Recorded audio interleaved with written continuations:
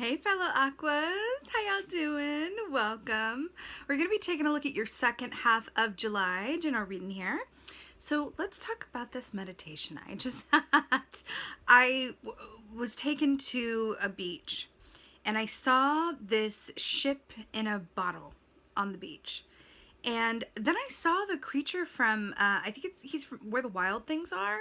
I don't know what I would call this creature, kind of like a very large Sasquatch energy. But I saw this, Where the Wild Things Are, I think is the point with that.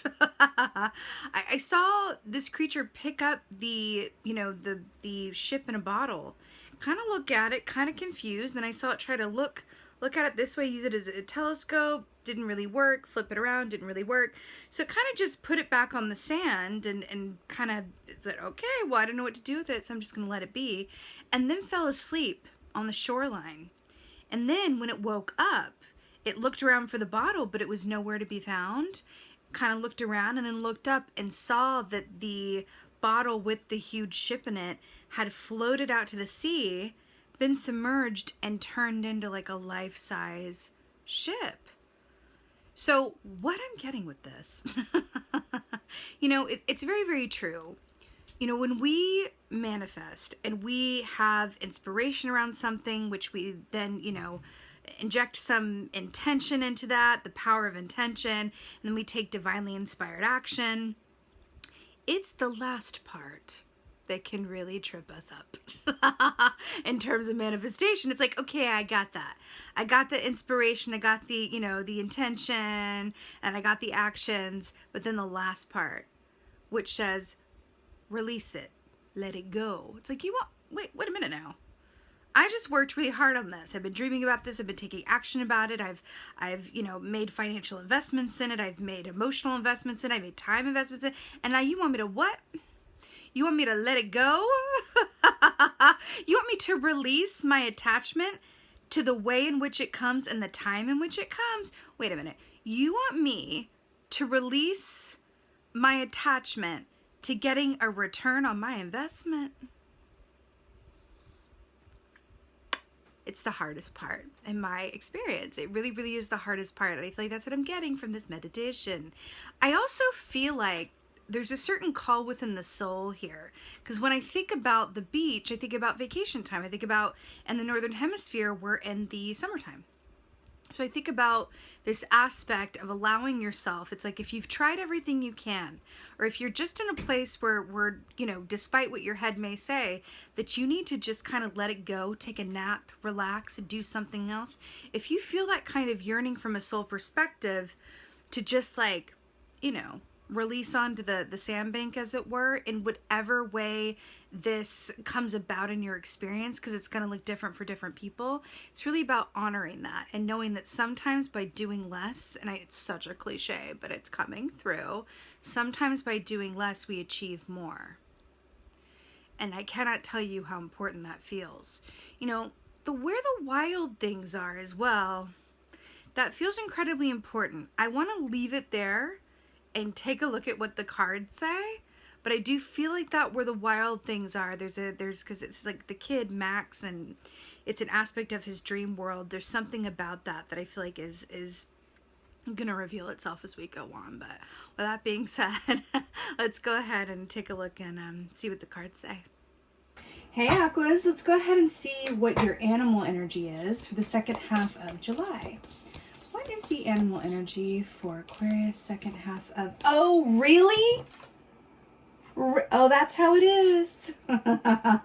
Oh, really? The octopus on the bottom. Okay. Ocean's Delight. Wow. Hello, goodbye. Hello again. Starfish? Were we not just at the seaside? It's very watery. So... which is great. So let's talk about this. First of all, starfish energy equates to that of the Lover's Key in the Tarot. Gemini energy, which is about love-based choices and inner and outer duality and alignment. So here's what's really interesting with this. Starfish energy with the Gemini connection is we are coming out of Gemini season, right? And going into what in the second half of July? Into Cancer season. So interestingly enough, the Cancer aspect of this is really funny, because I was just about to say, you know, Cancer season is very much about this time of year where it's, for a lot of us, it's that summer energy, that summer break for the kids. It's that time where we kind of go, okay, like, whoo, let me just like, okay, let me recalibrate. Let me enjoy this time where the days are still long, and, you know, time to be outdoors, and, you know, all of this A, B, C, X, Y, Z, things that we do, right? So it's interesting that we're looking at this Gemini energy here in the form of the starfish, but it's kind of carrying us over into this Cancer season with being, you know, on the sea. And we were just, you know, at the ocean with the ship in a bottle. So another aspect of starfish energy here, outside of the Lovers connection, is also wish fulfillment, because it is a star. Are we not the star key in the tarot? And then Aquarius star, looking at a starfish. So it's really, it's really interesting, because there's also, I'm feeling this, I've never gotten this before when I've pulled this, but of course this would come to me for the first time in an Aquarius reading. In a way, this feels like it's also really Aquarian energy, because if you think about it, we are the water bearers, which means that we stand on Earth, breathing in the air, right? But we hold water. Much like the stars are in the sky and the fish are in the sea. Ooh. I love it. But starfish, there's an aspect of wish fulfillment to this. And it's interesting how we were talking about manifesting and how sometimes we are able to achieve more by doing less. It's really interesting. And I cannot say this enough. There's an aspect of this coming through that is really asking you to honor your soul's call and move. Oh, okay. I have to show you something really that's happening in real time, y'all.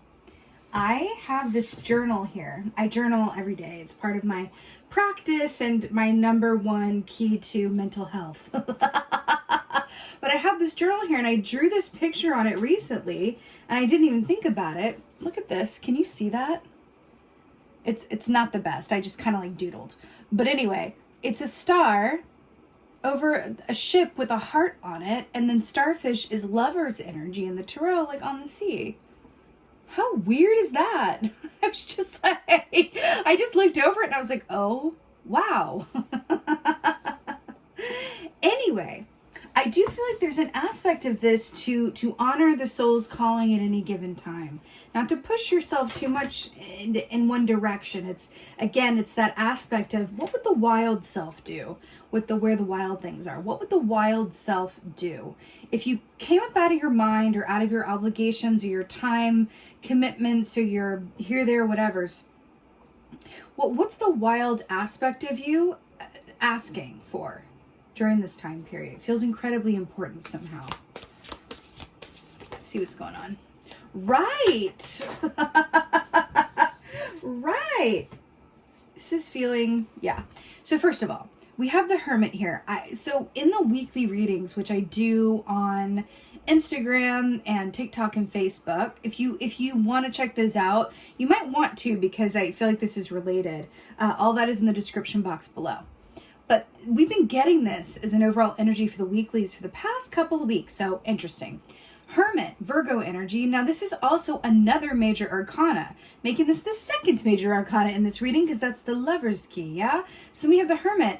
Major arcanas denote destined or fated events or times in our lives. It's not arbitrary, right? It's quite important. It's significant in some way. Now, the Hermit energy is very much about going inside of ourselves to ask those deep philosophical questions. It's about the questions. It's about really taking that time to go inside for deep reflection, right?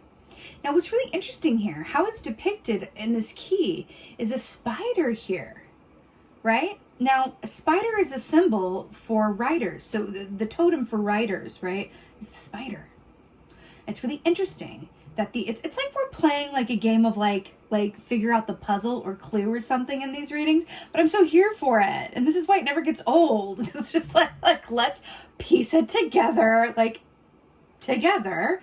So what's interesting is that I saw the image on my journal, which is what I write in every single day, right? And then we have the totem of the writer coming up here.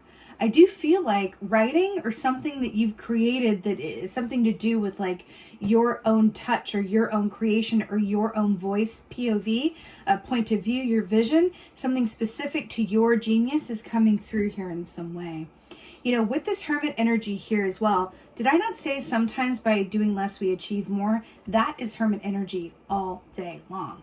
It's like, if you allow me to go up to this mountaintop and be within myself, like, you're going to get a lot more out of me, and I'll get a lot more from myself when I come out of it. Now, traditionally speaking, the Hermit is holding a lantern in the traditional Rider-Waite Tarot. And in that lantern is what? The star from the Star Key. Why is this all connecting together? Do you know, I see like a board like in those cop shows where they have all like the pieces of the mystery and they have the red string that are tying each bit together. That's what I see in my mind with this. It's really fascinating. It's all very connected, which is another aspect. I'm just like, ugh. It's another aspect of spider energy as well, which speaks of the connectivity of all relationships and events, right? Every action we do reverberates in all directions of time and space within that cosmic web. And I'm only going there because I know, as my fellow Aquas, you can get down with the tripation of it. It's like, oh, you want to go trippy? You want to go there? Let's do it. Really, really interesting. Right. Wow. Page of Cups. Aw, more water here.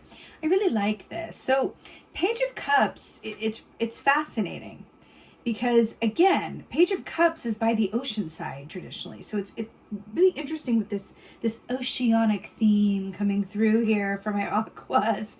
But Page of Cups is really about, it's that innocent beginner's love energy that has to do with, yes, your interpersonal relationships, but it's also about the work that you do from a place of this. It's that childhood energy, right? Of, I would do the work that I do even if I didn't get paid for it. I would do the work that I do, like, regardless of whatever success did or didn't come of it, because when I do it, time flies and I feel fulfilled, right? It's that kind of energy. When someone is able to engage in work, right, from a Page of Cups viewpoint, as it were, not only is it work that is going to be wildly successful because they don't have an attachment, they're not bringing an adult, quote, energy. Oh, where the wild things are. Got it.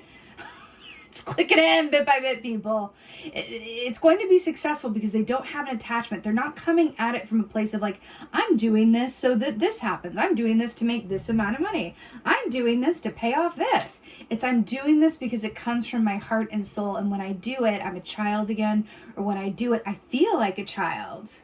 Time flies and I'm just completely in the present moment of what I'm doing. That's the love of it. So when someone is doing work that is within that Page of Cups context, again, not only is it going to be wildly successful, but because they're doing it from a place of no expectation whatsoever and from the love. When something is done from a love place, like purely for the love of it, that is the key. That is the key to manifesting on levels that are just, well, that are far and beyond what you could otherwise, right? Which is interesting with that ship in a bottle. It's interesting because that ship doesn't belong in that bottle. That's restricted. It's cramped. It's not supposed to be in a bottle. It's supposed to be on the open sea, right? But only by allowing yourself to rest it and take a step away was it able to find where it was meant to be and then be in the water and grow, right? There's something in that. What is the wild aspect of yourself calling for or directing you to do? Is your wild self. And what do I mean by wild self? When I think about where the wild things are, like the kid in that is Max, right? And the wild things are is an aspect of his highest and most imaginative reality. It's an escape for him, a place where he can go and be the ruler of his own kingdom. What is that for you? Right? Something in that. Right. Let's see what else is going on. Definitely something in that. Oh, wow. Wow. Wow. It's 3 wows for 1. Okay, we got 2 for 1 here, and I'm really here for it, and here we go. 6 of Pentacles is the first one I'm going to show you, because the second one is a bit of a grand finale. So 6 of Pentacles is so gorgeous because, first of all, it's monetary abundance, which, okay, thank you, done. But also, look at these pentacles with the star on it. Is that not reflective of these starfish? Hello? You know, 6 of Pentacles is very much about give and take. It's about reciprocity, but it is also, and I feel like what it's commenting on in this context is you are going to get back what you put in. That's it. You're going to get out of it what you put into it. Don't worry about that. Like, that is what it is. That is the law of energy. It's physics. It's truth. That's what it is. You're going to get out of it what you put into it. But we know, as spiritual beings having a human experience, that it's not just about what we put into it in terms of time or finances. It's also what we put into it in terms of love. I know it's like a bit tropey, but we have the Lover's key here and the Page of Cups, and I really feel that.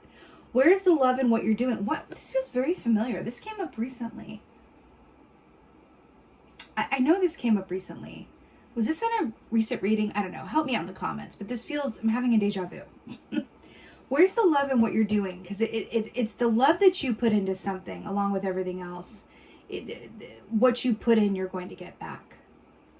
Does that make sense? If you're putting love into what you're doing, then what comes back to you is going to be of that same love vibration.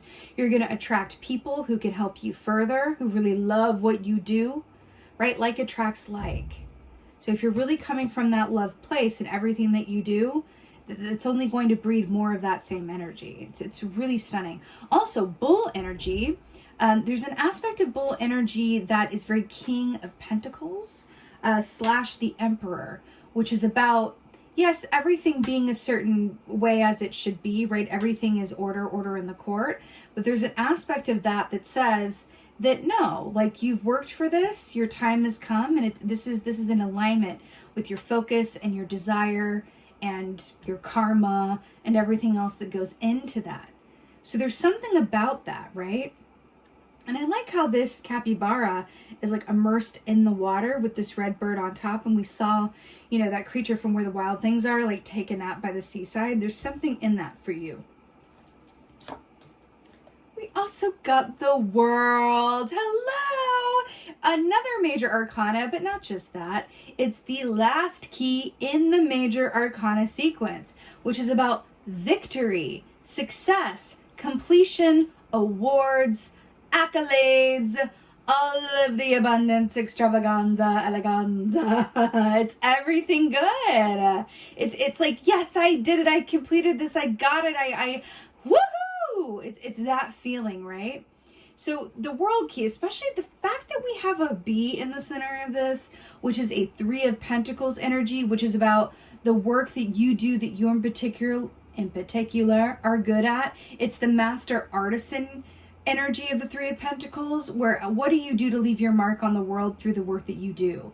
That's the master artisan aspect of it with that 3 of Pentacles energy. You are going to be seen, respected, awarded for, compensated for the work that you specifically are good at, done through the lens of your particular point of view, like no one else can see it.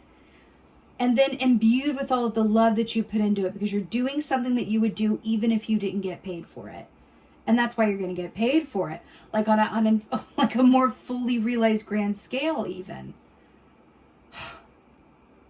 You know, also this grasshopper down here is Fool energy, which is this is really brilliant, this deck. This deck is also by MJ Cullinane, who makes the Crow Tarot.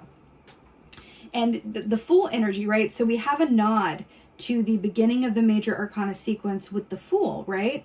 And then here to the beginning. So there's something that began that you're really bringing into completion here. And why do I feel like there's going to be aspects of this that are going to come about in a more pronounced way if you honor the callings within you to maybe do less at certain points, or know when to take a break, or know when to get out of your head and into the water. Because that ship in a bottle, there was air in that bottle, and that wasn't working. it had to be exposed to the water, right? Hello. Let's go ahead and get some advice. This is really cool though. I'm here for it. Okay, advice for my fellow Aquarius.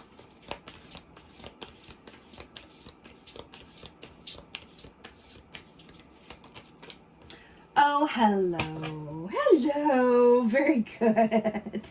Oh, we have more. Is that literally? Okay. I knew there's a reason I wanted to use this deck for the advice today. Is that literally like not an ocean side right there? Like I saw in the meditation. Really, really beautiful. So let's just, okay, just go with me here because this is really amazing. First of all, traditionally speaking, the moon is Piscean energy, but it's also the ruling sign of Cancer. We're talking about Cancerian season. Now, within this, the moon traditionally is about embracing the unknown. It's about unknown potentials. It's about the mystery of life. It's about the questions, which ties it back to the Hermit. But it's also about psychic information.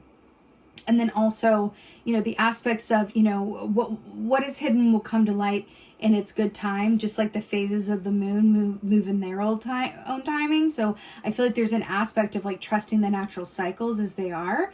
But here's what I'm really obsessed with. Do you not see this like very large walrus like walking with this man here? First of all, do they not look like the sweetest odd couple? But also, do you remember when I saw that creature from Where the Wild Things Are? Like on the seaside. And then we have like a creature that could very much fit into Where the Wild Things Are, like walking with this man. It's really beautiful, but this is such an Aquarius energy here. It really, really is, like in every way. First of all, we have the stars in the sky in the shape of wolves. Actually, that's a wolf and a dog, right? Constellations in the sky with the stars up here, right? The wolf energy is very much Hierophant energy, which is Taurus energy, everything being exactly as it's meant to be, right? Dog energy is very much about loyalty and compassion and generosity. These things are informing you, and this is part of what's going to bring about what is yours to successful completion and fulfillment, right? It's, again, the love that you put into it. Now, what's really interesting here as well is that there's under the moon, like walking along the seaside, and there's this aspect here of being outside of time or space. Again, with the moon here with the Hermit, right? And then you have, come on now, come women now. Another moon here, even in the Page of Cups. So it's really interesting given this context of really not just appreciating when this comes forward as advice, what I'm getting is to really appreciate where you are outside of any expectation or overthinking. You can be a water bearer, right? And walk on the land under the stars and in the night air, as it were, but like be on the seaside, be near and in that water, right? Which is going to allow you to flow and also to release control, because water as a symbol is very much about releasing control and embracing the unknown. The ocean, if you think about the ocean, that is a symbol of the unknown. If you think about the ocean as it's, in the context of the greatest pieces of literature, like just think about Moby Dick. You know what I mean? Think about Old Man and the Sea, Hemingway. Think about how the ocean is in these like great pieces of literature, and then think about what it represents, because that's really coming forward. It's the great unknown. But no one sets off on a ship. Oh, I guess that came to mind too because of the ship in a bottle, right? So let's go with it. Old Man and the Sea and Moby Dick. There's an aspect of that of, I'm hearing a quote. One does not discover new lands without consenting to lose sight of the shore for a very long time. I'm hearing this as well. But ultimately, when this comes up as your advice, it's really about embracing the unknown and really opening yourself up to whatever this is, coming in whatever time it wants to, and showing up in whatever form it's meant to. And if you can truly do that, you are going to truly be able to enjoy walking under a full moon, like in the ocean air, like on the beach, right? This is a gift that you are able to give to yourself, to really not just embrace the unknown, but to really bask in that time before you get what you want and before you have the answers. Stunning. Let's get an oracle. Which one? I'm feeling the Colette and Reid. Let's do this one. Get an oracle from Aquarius. Oh, really? I'm here for it. This one too. Okay, right.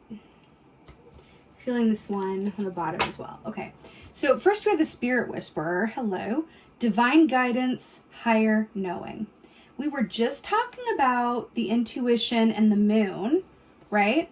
Actually, on the Lisa Robertson Animal Tarot deck, which I use most of the time, the moon is shown, is depicted through an owl. So an owl is another aspect of the moon, intuition, clear seeing. It is, you know, associated with the night time, being able to see clearly in the darkness. So it's interesting this is coming up for us again as well. But divine guidance, higher knowing. We were just talking about that, about really following the aspects of yourself. What is your wild self asking for?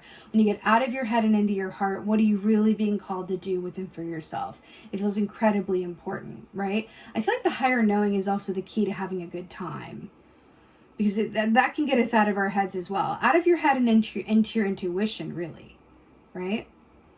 Because if you can look up at the sky and see the wolf and the dog under the moon, and you know that everything is going to come to you and be exactly as it's meant to be, because what you've put into it is the love and compassion and heart, then you're going to have a good time, right? You can enjoy this time. The River Queen. Interesting. Flow, letting go, natural movement. I cannot tell you. Like, the key word for July is flow, darlings. Like, I just wrote that in my newsletter. It's really, really perfect. Then we have this like oceanic mermaid goddess coming up out of the water. It's very oceanic, right? All she needs is two starfish over here underneath her décolletage. So flow, letting go, natural movements. It's a river queen, but we'll go with it. This is very much about allowing yourself to just receive things in divine timing without any expectation of when or how it shows up.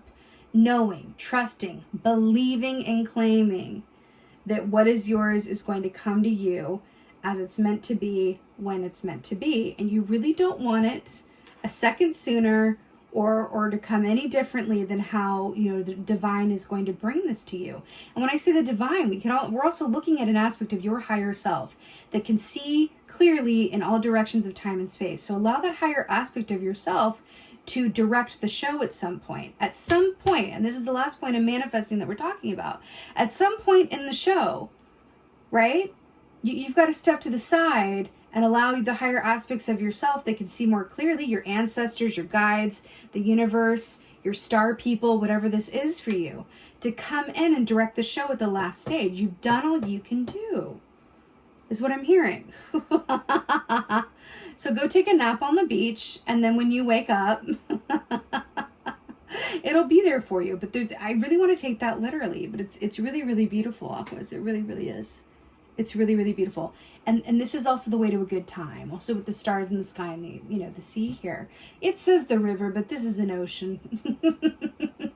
That's really, really beautiful, Aquas. Really, really beautiful. Oh, wow. With that being said, I so hope that this helps and resonates. It's so, so gorgeous.